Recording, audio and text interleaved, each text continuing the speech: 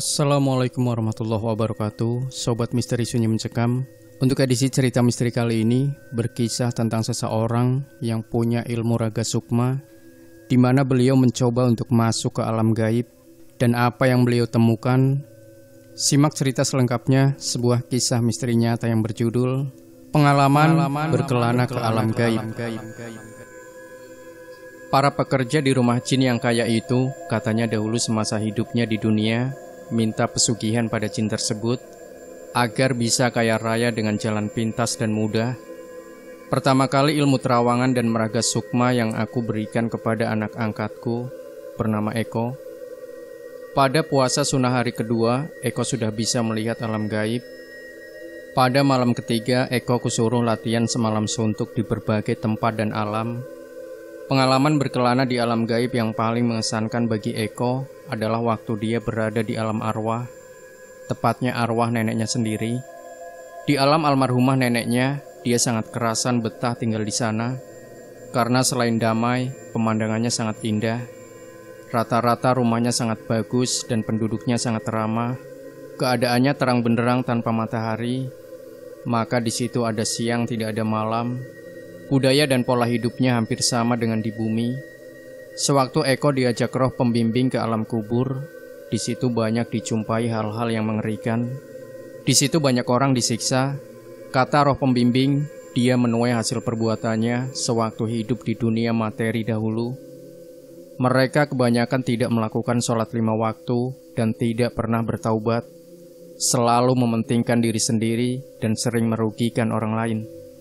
1 minggu berikutnya, aku memberi bimbingan meraga sukma kepada Eko, dan ternyata Eko sangat berbakat. Hari itu juga Eko berhasil meraga sukma dengan baik. Memang dengan cara meraga sukma, badan astral bisa kemana saja dia mau, baik pergi ke alam nyata atau alam materi maupun pergi ke alam gaib. Bila meraga sukma ke alam nyata, badan astral dengan mudahnya bisa menembus dinding tembok yang sangat tebal, tanpa merubah atau merusak sedikit pun. Selain itu, dengan badan astral yang ringan, bisa terbang dengan kecepatan pikiran melebihi kecepatan suara. Suatu hari Eko meraga sukma ke alam gaib tingkat alam pedanyangan. Di alam pedanyangan, kesannya hampir sama dengan alam dunia kita. Hanya saja di sana ada terang tanpa sinar matahari. Entah dari mana sumber terang itu. Penduduknya mayoritas berpakaian keraton tempo dulu. Bila di alam nyata siang hari, di alam gaib sama seperti malam hari. Hanya saja suasananya tidak berubah menjadi gelap. Di alam pedanyangan menyukai warna pakaian tertentu seperti kuning, merah, hitam, hijau, biru, dan putih. Hampir tidak diketemukan pakaian motif kembang atau berpola hias. Kemungkinan besar makhluk di alam pedanyangan itu dulunya manusia biasa yang matinya belum sempurna. Manusia di zaman kerajaan seperti kerajaan Majapahit, sehingga kebiasaan pola kehidupannya dan budayanya waktu mereka hidup di dunia dulu dibawanya ke alam gaib, sekalipun di alam nyata sudah mengalami perubahan total. Memang di antara mereka ada juga masyarakat modern seperti masyarakat sekarang. Di antara mereka ada yang memiliki pesawat radio, televisi, mobil, dan sebagainya. Nampaknya masyarakat modern di alam pedanyangan ini adalah penghuni baru. Sama dengan mereka penghuni lama, matinya belum sempurna. Alam pedanyangan sangat dekat dengan alam jin. Alam pedanyangan juga dekat sekali dengan alam nyata. Alam pedanyangan itu kira-kira berada di antara alam jin dan alam nyata. Eko masuk alam pedanyangan langsung menuju ke balai pedanyangan, Dukuh Gandek Kawedanan Magetan. Dia langsung menemui Danyang Gandek yang bernama Pangeran Ronojati, yang lebih dikenal dengan nama Mbah Sabuk Alu. Eko disambut Eyang Ronojati dengan gembira, karena Eyang Ronojati sudah mengetahui kalau Eko adalah anakku. Setelah selesai berkunjung ke alam pedanyangan, kemudian Eko aku suruh masuk ke alam jin. Cara memasuki alam jin setelah lepas dari raga, cukup pejamkan mata, sedot nafas dalam-dalam, dan niat ke alam jin. Objeknya harus jelas. Nampaknya Eko pertama memasuki alam jin tingkat menengah. Masyarakat jin yang dikunjungi Eko hampir sama dengan masyarakat bangsa manusia. Kebudayaannya pun juga hampir sama dengan kebudayaan bangsa manusia, baik cara berbusana maupun cara hidup sehari-harinya. Di alam jin juga ada pasar persis seperti dunia kita. Eko berkenalan dengan cewek jin yang ternyata masih gadis. Tubuhnya semampai, agak cantik, rambutnya terurai panjang. Sayang, hampir semua cewek jin hidungnya tidak ada yang mancung. Eko langsung diajak masuk ke dalam rumah. Kebetulan rumah tersebut sepi. Cewek jin tadi bernama Narti. Eko dijamu makanan dan minuman, tetapi Eko tidak mau menyantapnya. Rupanya dia ingat pesanku bahwa jangan sekali-kali memakan dan meminum milik bangsa alam gaib, sekalipun sangat lapar dan haus.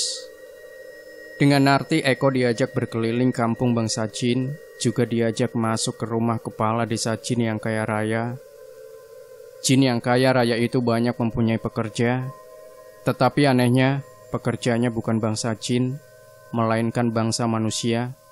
Ada yang menumbuk padi, ada yang menggoreng kerupuk dan sebagainya. Orang yang menumbuk padi, terus-menerus dia menumbuk padi, tidak boleh beristirahat. Padahal peluhnya keluar terus, sampai yang jatuh di bawah setinggi mata kaki. Ada yang menggoreng kerupuk. Anehnya, menggorengnya tidak pakai sotel, alat menggoreng bertangkai, tetapi dengan tangan telanjang. Tidak jarang sewaktu mengusap minyak goreng yang menempel di tangan, kulitnya yang tersingkap. Para pekerja di rumah jin yang kaya itu, katanya dahulu semasa hidupnya di dunia, minta pesugihan pada jin tersebut, agar bisa kaya raya dengan jalan pintas dan mudah. Setelah saat perjanjiannya selesai, roh orang yang bersangkutan diambil hidup-hidup oleh jin yang bersangkutan. Kebanyakan diambil langsung dengan raga atau badan fisiknya. Sedang upaya jin untuk mengelabui bangsa manusia, diambilkan pohon pisang yang disihir persis tubuh orang yang meninggal. Sudah tentu ada juga yang hanya diambil rohnya. Setelah puas berkelana di alam jin tingkat sedang, Eko berniat menjelajah alam jin tingkat rendah. Untungnya sebelum Eko memasuki alam jin, terlebih dahulu membuat pagar tubuh dengan sinar tenaga dalam. Begitu memasuki alam jin tingkat rendah yang suasananya sangat pengap dan panas, dia diserbu oleh beberapa jin tingkat rendah yang wajahnya menjijikan. Serangan bangsa jin tersebut ternyata tidak mampu menembus pagar badannya Eko. Dengan jurus Cakrabuana, Eko mampu melempar si penyerang secara serentak, dan akhirnya si penyerang lari tunggang langgang. Bangsa jin tingkat rendah rata-rata badannya jelek menjijikan, suka bikin onar dan tidak rela wilayahnya dimasuki bangsa lain. Gendruwo, kuntilanak, wewe, tuyul dan lain sebagainya itu termasuk jin rendah. Sama seperti manusia primitif di pedalaman, bangsa jin rendah menyukai ilmu-ilmu gaib, aji-aji, pusaka-pusaka dan sebagainya. Bangsa gendruwo, jin hitam yang seluruh tubuhnya ditumbuhi bulu lebat dan berwajah seram itu sangat menyukai pusaka batu akik yang banyak dipakai sebagai cincin. Bangsa jin rendah ini sangat suka pada asap kemenyan, maka setiap pada acara ritual, ada sesaji dan pembakaran kemenyan, maka di situ banyak bangsa jin yang berpesta pora. Pesanku, sebaiknya jangan bersekutu dengan jin atau bekerja sama dengannya. Hati-hati dengan manusia gadungan asal jin ini. Ciri-ciri khusus mereka adalah suhu tubuhnya selalu dingin, dan bentuk telinganya meruncing seperti telinga kucing. Bangsa jin rendah suka mengganggu dan mencelakai manusia. Demikian Sobat Misteri Sunyi Mencekam. Jangan lupa berikan komentar Anda, like, share video ini, subscribe channel Sunyi Mencekam, dan kembali nantikan cerita-cerita misteri terbaru dari kami. Wassalamualaikum warahmatullahi wabarakatuh.